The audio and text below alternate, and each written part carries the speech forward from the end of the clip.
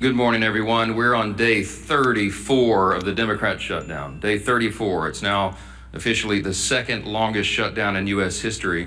And we wanted to just have a simple exercise with you this morning to go through just a couple of important facts. There is such a staggering amount of gaslighting and false information that Democrats are engaging in right now. And so we thought it would be useful to just this morning, in a very brief and concise manner, separate fact from fiction.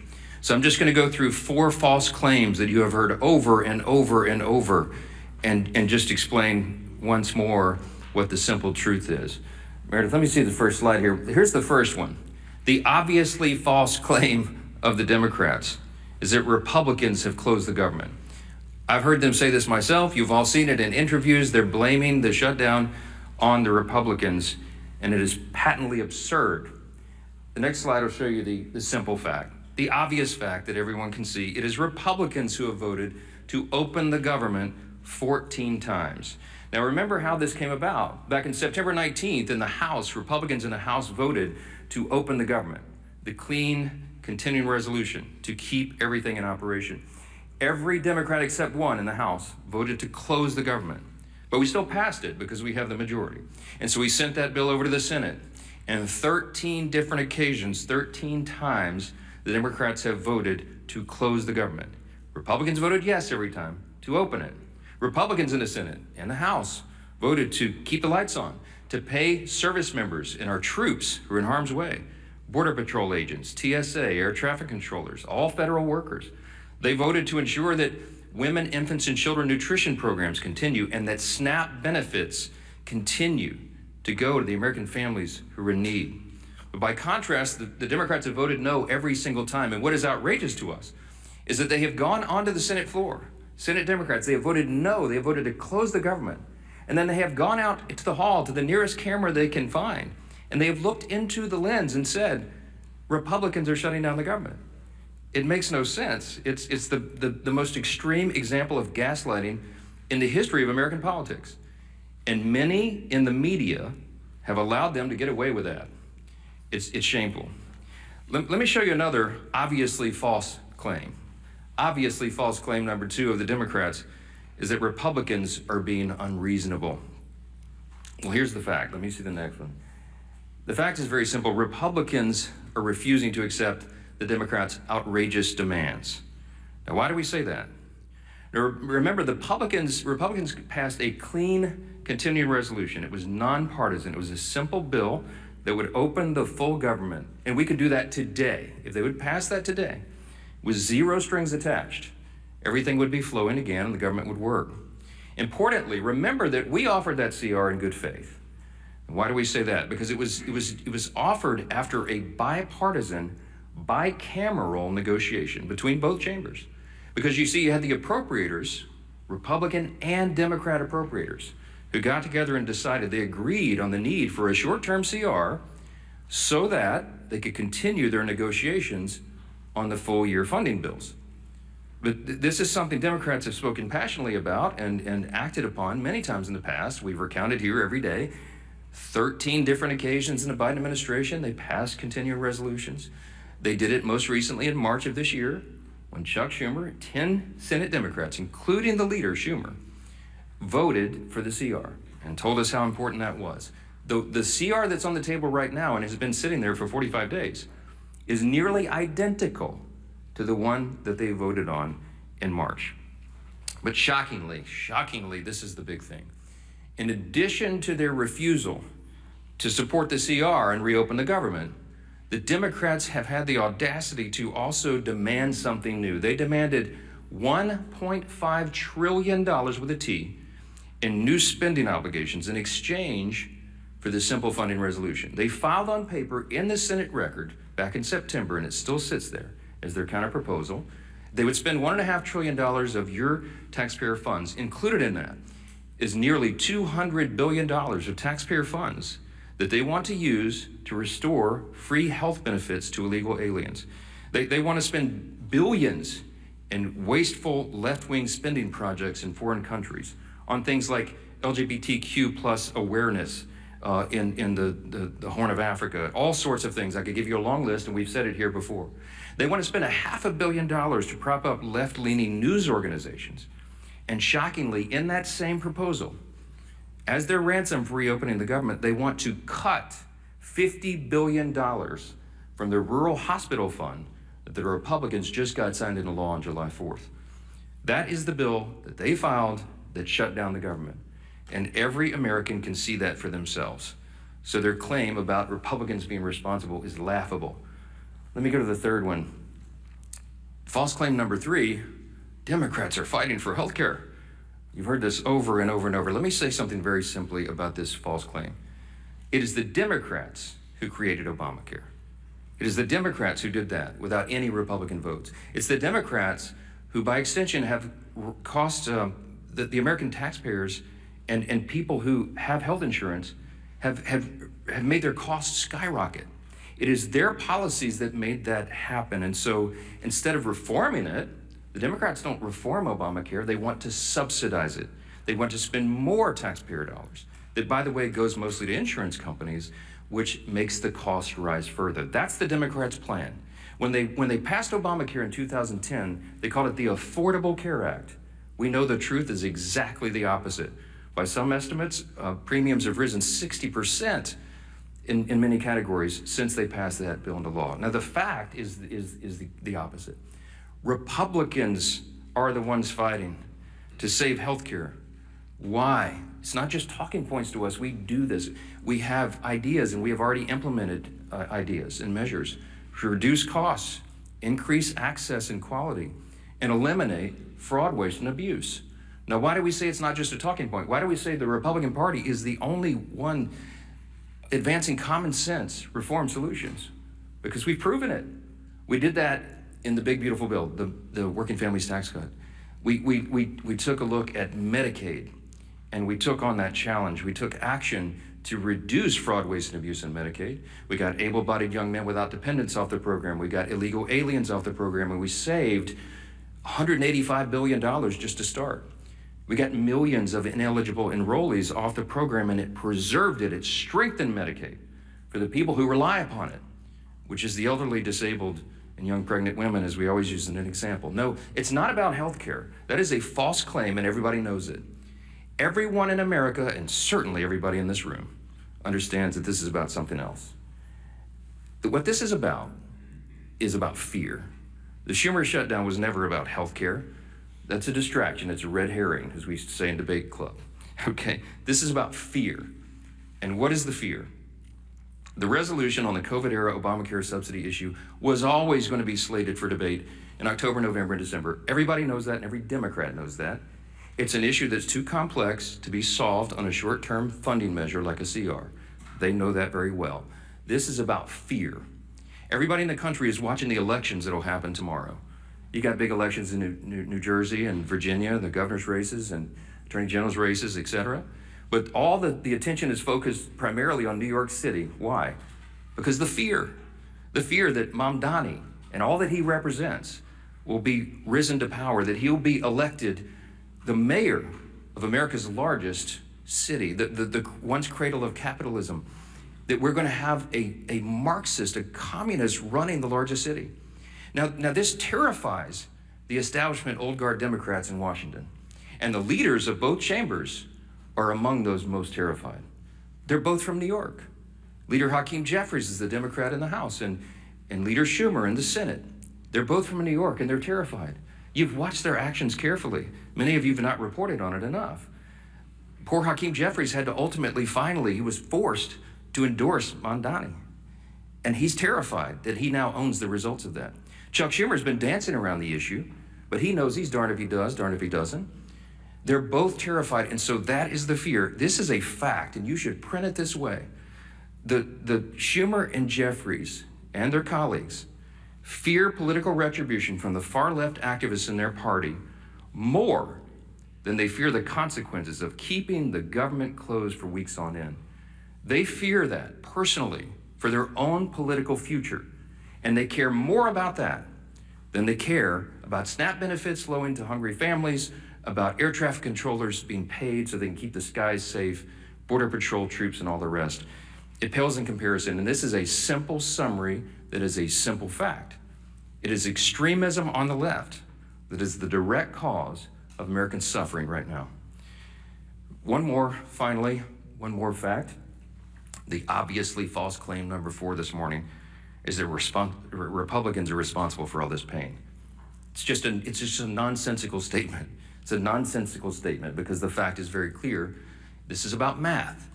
Republicans need at least 7 Democrats to join it. So we only have 53 Republicans in the Senate.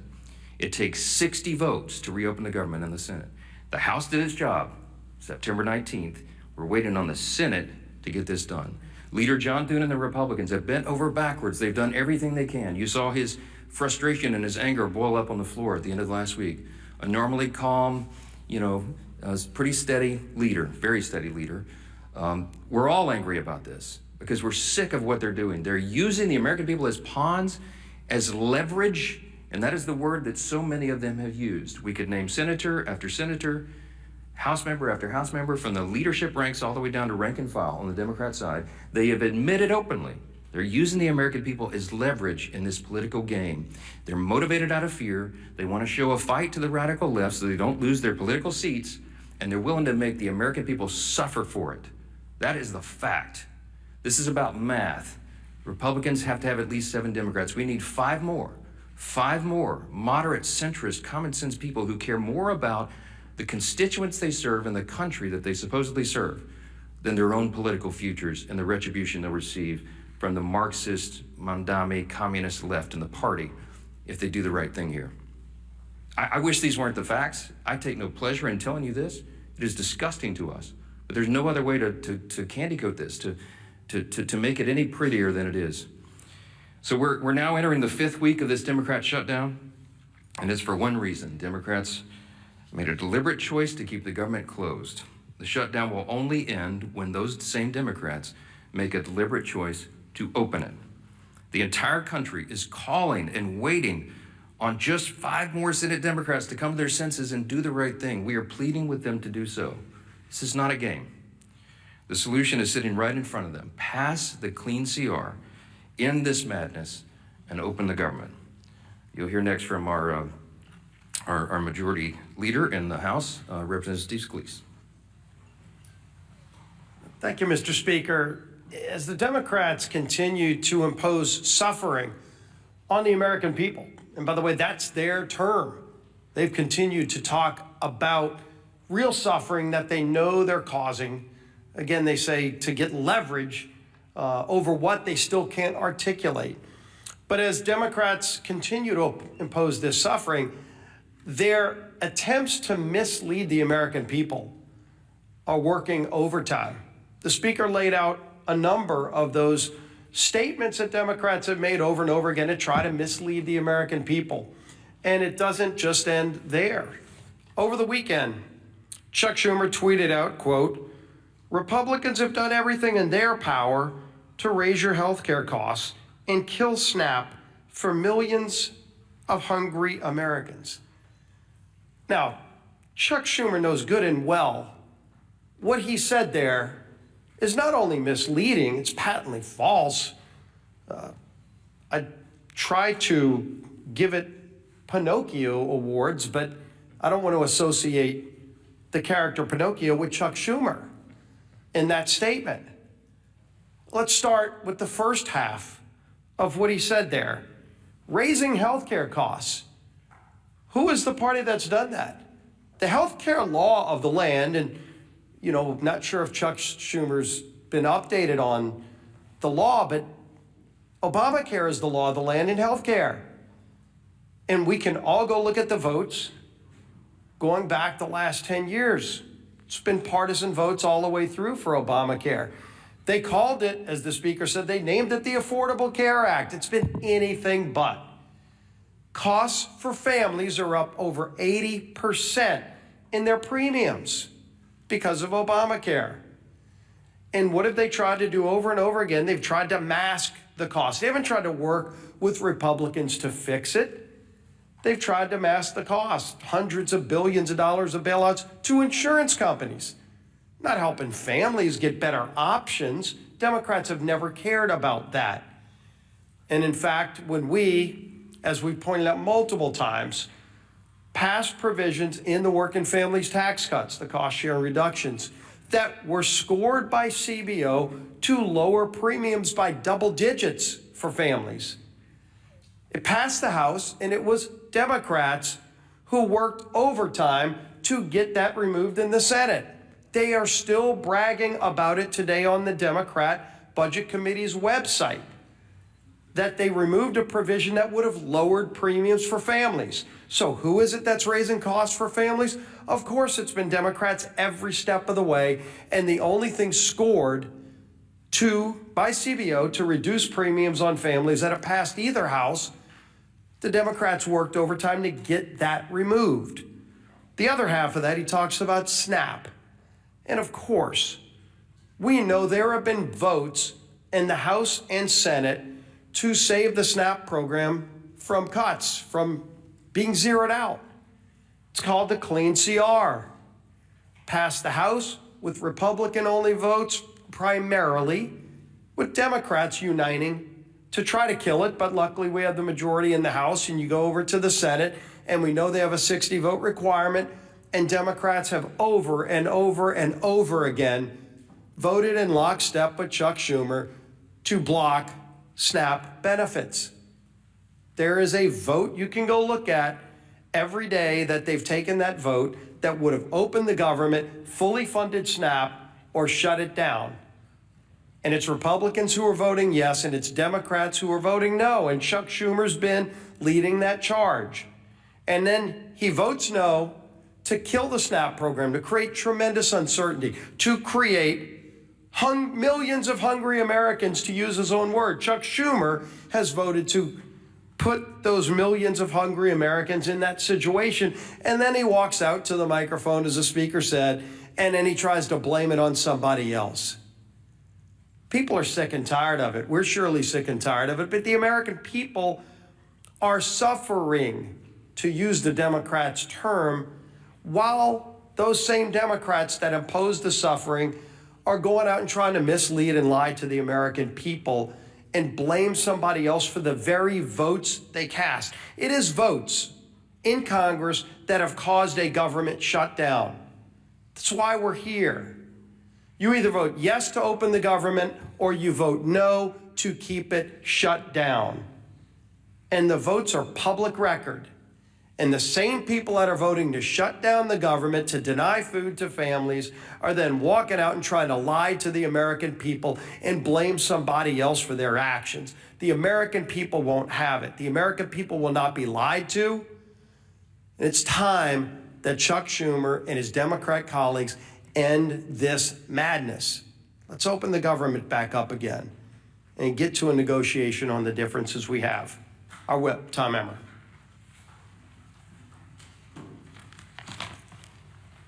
Today marks day 34 of the Democrat shutdown.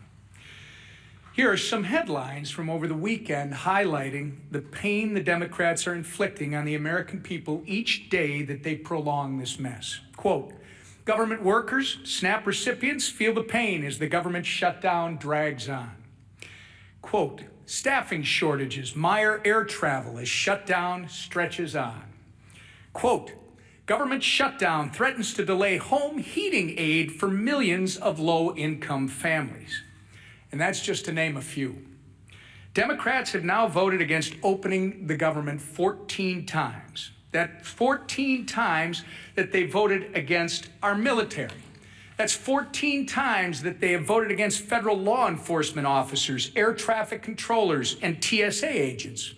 14 times they have voted against low-income Americans who rely on programs like SNAP and WIC. Why? Not because they actually care about lowering the cost of health care like they claim. Just look at the 68-page counterproposal they filed in the Senate. Only 1.5 pages reference health care. The other 66 outline their radical policy priorities like billions of dollars for foreign climate projects or $500 million to prop up leftist media outlets. The fact of the matter is that the Democratic Party is not fighting for you, the American public. They've shut the government down to pick a fight with President Trump and to score points with Kami Mandami and Omar Fada, the Omar Fada wing of their party. The Democrats have become kamikaze politicians who are so focused on winning some kind of political game that they've justified blowing up everything in their wake, including the livelihoods of their own constituents. Democrat Senator John Fetterman said it best on CNN yesterday, quote, "We are hurting the very people that we fight for, and now we're getting nothing for them if we continue to keep our government shut down."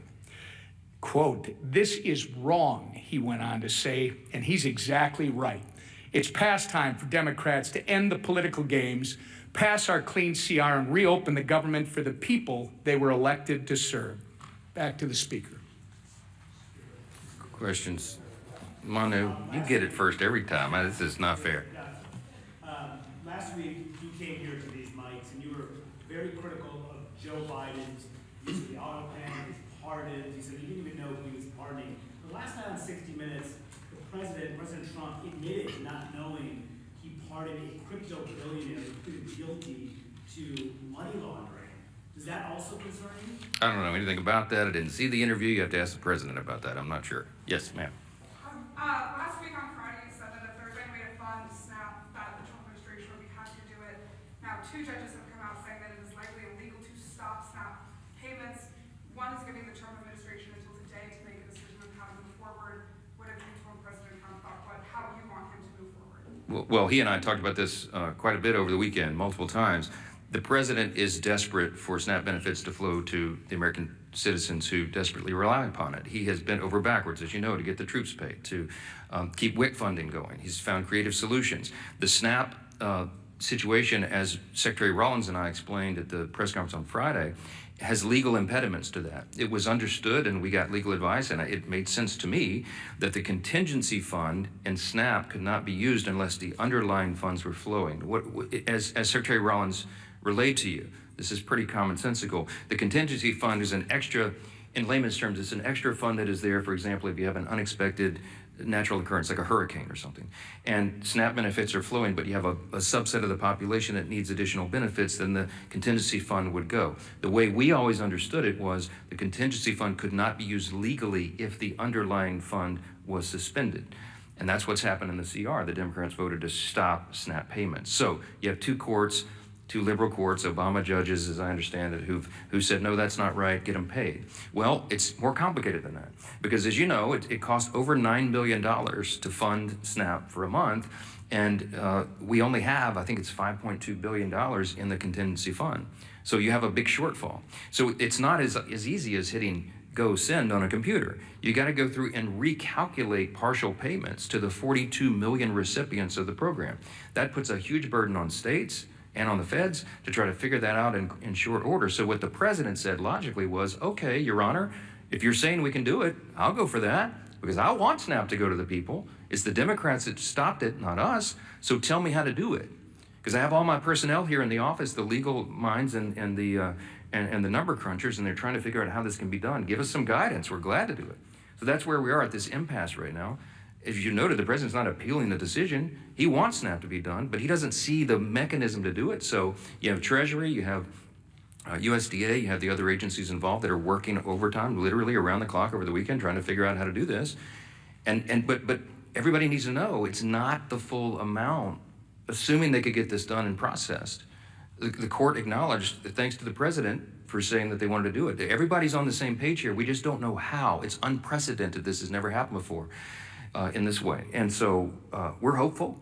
But I would just say this, looping us back to how we began, the easiest way to get full SNAP payments to everybody who's eligible is for the Democrats to come in here and vote to reopen the government on a clean, nonpartisan CR. It's a game that's being played and real people are being hurt, and the administration gets all sorts of accolades and appreciation from us for bending over backwards trying to make sure people are not feeling the pain and that the harm is mitigated as much as possible. Yes, sir.